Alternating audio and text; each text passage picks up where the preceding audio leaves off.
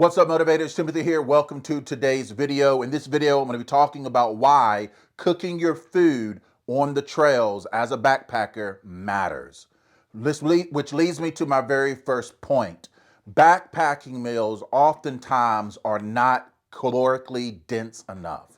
Okay, when you go to REI, you go to a Bass Pro Shop, you go to Academy, whatever, and you take your stroll doing the backpacking meals, you'll see many of the meals where the serving size 1 or serving size 2 suddenly do they go over 700, 800 calories. Okay, even some meals that are 2 servings don't even reach even 1,000 calories, right? And so if you are a big and tall person, you very important that you are giving attention to making sure you're giving your body enough fuel to sustain the walk, okay? Not simply sustaining the trail when you're active, but also fueling your body during recovery, okay? Cooking, I have some notes on my phone here. Cooking allows you to pack calorie-dense ingredients, right? And so whether you're cooking, whether you're bringing your oils, right, that bringing calories. I pack in some beef tallow with me, and different other ingredients, and so making sure that you are hooking your food up, okay, and you're hitting those calorie goals, all right? Because again, it helps when you're getting your calories, and it helps you from crashing, your energy crash or whatnot. So, but let's talk about the elephant in the room. Is it going to take you more time? Yes. Okay. It's going to take more time to cook the food. All right. Will you have to bring a couple of extra ounces in your bear canister? Absolutely. But is it worth it? Without a shadow of a doubt. So it's very important that you cook your own food so you have control over your calorie intake. Number 2, cooking your food on the backpacking trail matters because once again, it fuels you for recovery and performance, okay? Not just, it's very important that you are giving attention, giving your body fuel to get through the trails, right? I live in Florida. A lot of the land is flat, right? But we have something, the sugar sand, the sand, where even though it's flat, it really takes a toll on your body walking through. Eventually, you start feeling it all through your legs, your shins, your ankles, and whatnot. So even if you ever walk to a beach in of itself, you feel how your body reacts differently to sand than the hard ground. That takes a toll, okay? And again, maybe you're at a place where elevation really is a thing, okay? That takes a toll on your body, and your body will need fuel to do that. But just as important as it is to give your body fuel to get through the trail, it is important that you're giving your body fuel to recover, right? Which is one of the things, another video I'll talk about, and even made upgrades and changes to my sleep system, which I have some, so I can't wait to share it with you. But your sleep system matters, okay? The recovery that your body needs by drinking water and electrolytes, by having calorie-dense food, but also a quality sleep is what's going to help you to recover that next day, so you can finish the journey that you are on. So yeah, number 2 is fuel for recovery and performance, right? And so again, you have control over your protein intake, your carbohydrate intake, your fat intake. And there's all kind of different meals that you can bring, or you can cook at home and dehydrate it yourself and whatnot, and hydrate it right on the trail. But you're able to track exactly how much you are eating, right? Which leads me to my third point about why you should be cooking your meals on the backpacking trails, okay? Is number 3, you avoid preservatives and excessive salt intake, okay? Here's the thing about myself. I cook a lot. My family, most of our meals we'd have around a table. We cook home cooked food made from scratch meals. We are an ingredient shoppers, right? So we know how to cook, we know to throw down, we know to make from scratch. We go out to eat, and so I'm not saying we don't never had any preservatives, but we try to be mindful of that. And so, and maybe you're someone where you cook most of your meals at home.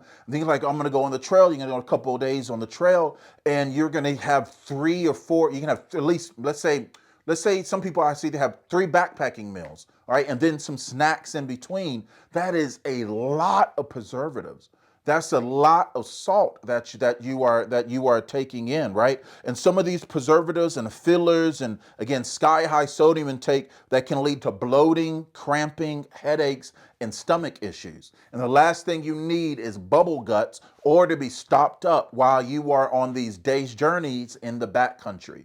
And so, am I saying having a backpacking meal, one a day or whatever, is a big, maybe not a big deal, but or maybe you're someone where you are accustomed to eating things out of a box multiple times a day. Maybe you're accustomed of eating out, getting fast food multiple times a day. So maybe this is not a big deal to you. But again, if you are someone that is accustomed to making food, to having direct control over the sodium and whatnot, then I want to just encourage you to really think through your backpacking meals, which I'll do a video. If you're interested, I'll do a video in the future that from backpacking meals I recommend that you can cook while you're on the trail. So anyways, so yeah, number 3, avoid preservatives and excess sodium, right, is a great thing to do. Number 4, better portion control. Okay, you need to know your body. Okay, know your body, and maybe because again, let's just talk about macronutrients, right? Protein, carbohydrates, and fats. Not the macros. They're your macronutrients, right? Proteins, right? Recovery, muscle building, stuff like that. Carbohydrates ran by glycogen and whatnot. It gives you energy, but in the same way as fats. Fats also gives you energy, but carbohydrates, it's a sparks your sugar. It keeps you going. Healthy fats is very sustainable. Okay, I think it's very important for you to know your body even before you go on the trail, right? Figure out what your body really, rocks with. All right, I'm not a big pasta person. Okay, and I know that is the easiest thing to do on the trail is, man, and it says make some pasta. Maybe some of you, your body loves off carbohydrates. I need protein. I need protein. I would much rather have a high protein and a high fat but low carbohydrates meal. I feel better. I don't feel lethargic. I just feel good, right? So, but when you are cooking, you have direct control over that. Again, I use beef tallow that I can bring with me and whatnot, and all of the things in the backpacking show, put in your bear canister, right, and whatnot. Have control over it, and bada bing, bada boom, right? And so, and then, or maybe a small thing of rice, but not the ones in the packets that is quick cook. Maybe you cold soak rice. Maybe you flash boil it. Maybe you're making beans. I made red beans and rice on the backpacking trail before, right? And that was a delicious meal, right? And so, but you can boil it for a little bit and shut it, right? And or you can cold soak your beans overnight and put in a can and whatnot. So there's different type of controls that you can do, but you're able to have better portion control when you cook your meals yourself, right? And again, you're not just cooking for survival; you're cooking for sustainability, right? You're not just cooking, just let me just get through the trail. This is meant to be an enjoyable thing, right? Basically, I should probably say I am not a through hiker. Believe that's the term. I have no desire to do, right? I have my ROIs, right? Maybe different than your ROIs, right? My return on investment of my desire to go on the trail and maybe completely different than yours. So maybe I sound like a crazy person because you're trying to eat as fast as you can, clean as fast as you can, and get back on the trail. No, I have a different journey. But what I think is very important again is that portion control, that is very important. So again, that you can finish your race. And I will say this: cooking your food in the backcountry, I personally think is very good for your mental and emotional comfort. Okay, I think it's very good for your mental and emotional comfort. Again, especially if you're not man, just you're not accustomed just boiling 8 ounces of water, put in a backpacking meal, sitting down eating as fast as you can. But this slows you down. Okay, you're at camp, right? You're taking in scenery. You're looking around. You're pausing. You're pondering. You're taking the time to cook, right? You're being present in the moment. I think that's healthy, and that's one thing I love about it, right? I love just being present and just pausing and hearing the chirping, hearing the sound of nature, hearing the sound of the palm branches slap against the trees here in Florida. And so I love it. The palmetto branches, I think it was called, slapping against the trees. I just love the sound of nature. But when you're cooking, it just slows you down, right? And I just think that's important, right? And so again, maybe you're a through hiker, maybe that's your deal, maybe you're out trying to get to something as fast as you can. But others of us who is trying to take the scenic route and really allowing the time that we're touching grass to be a point of connection, recovery, rejuvenation, even during strenuous work, it's important to pause, to chill, and cooking helps you do that because I believe it's good for your mental health and your emotional health, right? And so, and I think this is I just think this is an awesome thing to do. So, but anyway, so this is just a few reasons why I think it isn't got so much more I could share with you. But if you're interested in these kind of videos, let me know in the comment section. I'll make some more. And again, I'll show you some meals that I take with me and that I choose to cook, right? And but I would love to share with you. But let me show you my cooking system of choice. I have, again, I showed you the beef tallow that I bring with me, right? And this is, you can use this for much, so much, this beef tallow, right? And and I'll do a video about this little container as well. It is stackable and twistable, so if you have multiple different things. Well, anyways, but beef tallow I bring with me, so good healthy fats. You can cook so much with it, right? And it just makes, man, it makes the food you're cooking taste even better as well. So, and a little goes a far way. But I use the Jetboil MiniMo. Okay, I'll put the link. I made it a detailed review of the Jetboil MiniMo. I'll put it in the description that you can see. But this Jetboil MiniMo literally allows you to actually cook, right? Not just boil water. So yes, let's talk about elephants in the room. Is it larger than a lot of the cooking systems? Absolutely, right? It's or aren't you say larger than, because most people, if they're just boiling water, they're not looking for something this big, and they don't maybe need something this big. But I love this thing, right? You can simmer, you can have a lot of control over the fire, and so you're able to cook actual meals. And then I have the skillet, the Jetboil skillet as well. Like that, it doesn't come with it.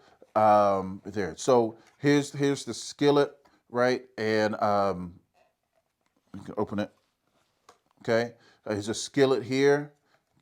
The spatula you can cook. I have a titanium plate right here. I put paper towels under it so I don't scratch the coating here. You know, I'll be honest with you. We never cook with these kind of like non-stick pans. We cook with cast iron at my house, so this would definitely take a little bit getting used to. But so I definitely don't want those chemicals and stuff and scratching it up. So make sure if you have something like this that you get a utensil that's not going to scratch it up. So, anyways, but yeah, this skillet here, it doesn't take up a whole lot of space in your bag, but this combination right here. Yo, you can cook up a storm with this, okay? You can do so much stuff in the pot right here, whether you're using the gas or not. Again, so much you can do, right? And then this is a lot of room in here that you can really work with. So it's going to help you with your cooking skills. So and if you want those two products, and I have affiliate links in the description that you can grab. It doesn't cost you anything, but if you use those links to buy these products, we do get a kickback here on the channel. And but yeah, so these are some reasons why I just believe it's very important for you to cook your backpacking meals if you can. All right, as much as possible, cook your backpacking meals, right? And so especially if you are a big and tall person like myself, man, just recovery matters, right? Your body is going to talk to you in ways that has never talked to you before, right? You're going to feel aches and that you never felt, and muscles you never felt, right?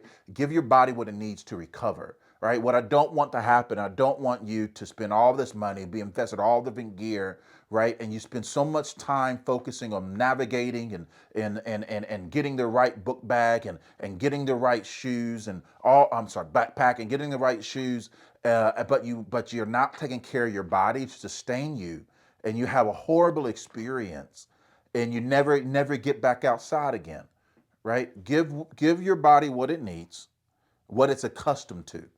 All right, have a backpacking meal, a dehydrated meal every now and then. That's fine, right? I'm not saying to completely to stay away, but I am saying if your body's not accustomed, it's crazy on these streets, okay? In these backcountry streets. So make sure you give your body what it needs. So, anyways, that's it for me today. Thank you so much for watching. I appreciate it. Make sure you subscribe to this channel. The heartbeat of Team Motivations to be an oasis of hope in desert hopelessness. I look back on my life, and so much of my life, I'm trying to just make other people's lives better. I know what pain is all too well.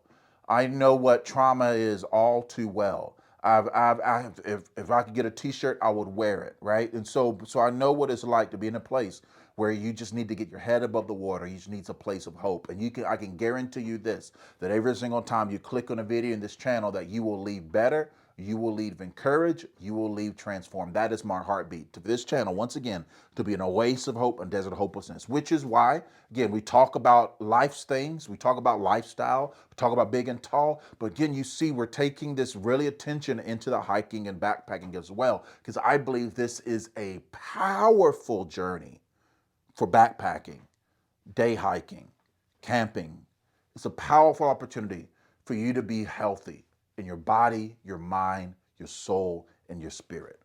So we're not just playing games. We're trying to make a difference, and I hope you will join me in the journey. Be on the lookout for my next adventure that's coming up very, very soon. And if you are a big and tall person, make sure you subscribe to this channel. And if you're not a big and tall person, make sure you subscribe to this channel. But if you know anybody who's looking for gear reviews that's relevant to people like myself, because one size does not fit all. Our stuff will weigh heavier.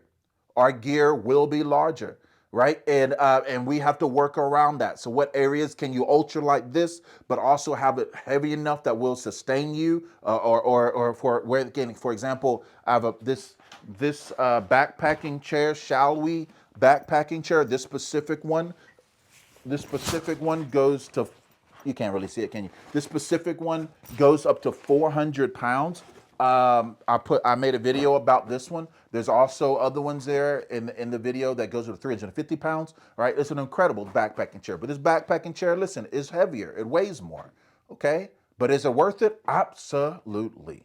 Absolutely. So my recommendation, if you know that you are a big and tall person, you know that your gear is going to be heavier, then train with heavier gear, okay? There's some areas, again, we can be ultralight in, but at the end of the day, it is what it is. So what can you do? Train, in which I have a video about exercises that's really going to hit the target areas of your body, that's going to help you to sustain the journey on the trail, okay? So anyways, I'll holler at y'all later. See you next video. Thank you for all the community that's been cultivated and gained, and I appreciate you all. Appreciate all the advice. Y'all been so amazing, and I'll see you all outside at some point. Holla at you.